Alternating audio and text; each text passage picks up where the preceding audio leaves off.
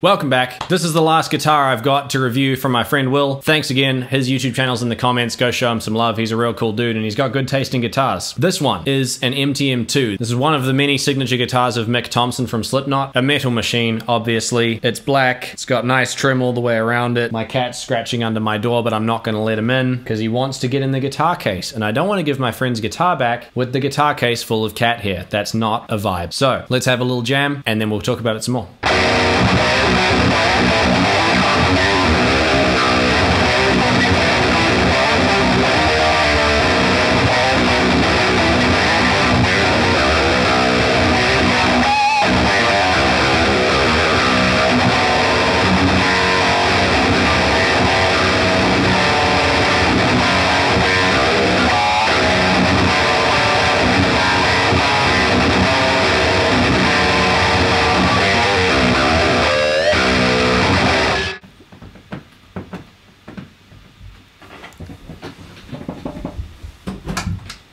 Maybe.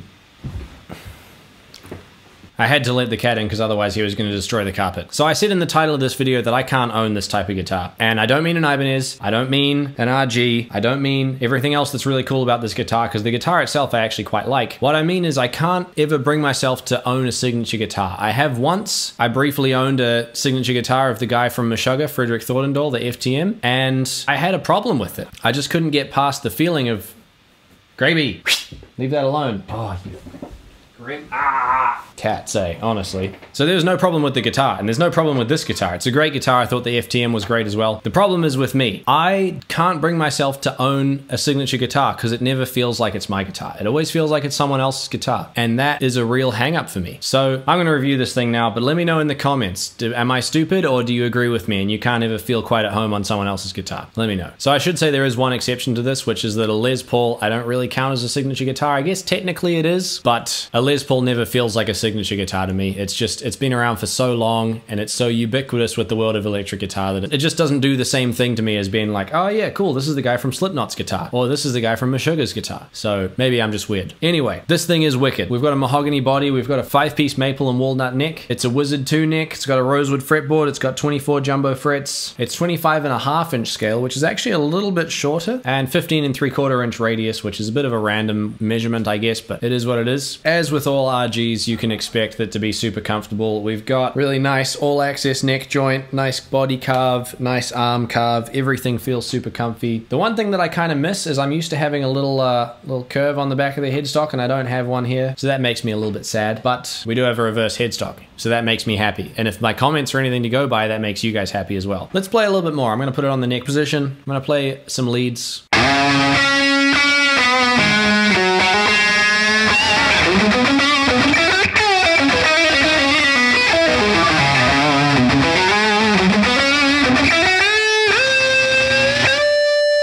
So I gotta admit, the one thing that jumps out at me about this guitar that I do really, really like is the sustain on this thing is just fantastic. Like it just, these notes just keep going. We got one thing on this guitar that I think is really cool that I don't see a lot of. If you're like me, you'd never had a use for a floating bridge, but maybe you really like the whole locking nut and fine tuners type situation that a floating bridge has and traditional bridges don't have. However, this is the fixed edge 3 bridge. This says, you know what? You want that Floyd Rose kind of feel with the little tuners and the making your string changes horribly more difficult than they have to be? Here you go, you can have it. But all jokes aside, this thing is so solid. It just stays in tune so well. You just gotta remember that you don't use these things. And it is also really comfortable. So yeah, really cool bridge. We've got just plain old Ibanez machine heads on this thing too, because it doesn't really matter. This is where the business is. You just get those up to tension and then you lock it off and you're away. So I can't really talk about the pickups on this thing too much. These are aftermarket pickups, but it did come standard with a 5-way switch and a volume knob, which is perfect. Who needs a tone knob?